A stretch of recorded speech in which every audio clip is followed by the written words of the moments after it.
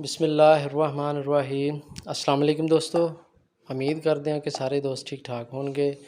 जिस तरह कि ਤੁਹਾਨੂੰ भी पता है कि साढ़े इलाके च बारिशां ਦਾ सिलसिला दोबारा फिर शुरू हो चुका है तो बारिश ने अज फिर तबाही मचा दी है। पता ही नहीं हैगा कि रोड कित्थे आ ते सड़क कित्थे आ, मतलब कि इतनी ज़्यादा बारिश हुई है। मैं तुहाडे सामने तुसीं देख सकते हो।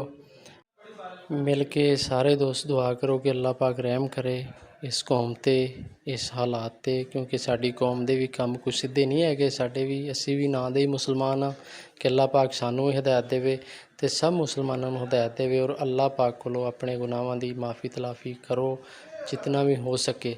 ये साडे ते जिहड़े तरह तरह दे अजाब आउंदे आ, अल्लाह पाक सानू दिखांदा है, लेकिन उसके बावजूद लोग सूद खाना नहीं हटदे, हराम खाना नहीं हटदे, रिश्वत लैणों नहीं हटदे। अल्लाह पाक सब नूं हिदायत अता फरमावे, नाल सानू हिदायत अता फरमावे कि अल्लाह पाक सब दे हाल ते रहम फरमावे।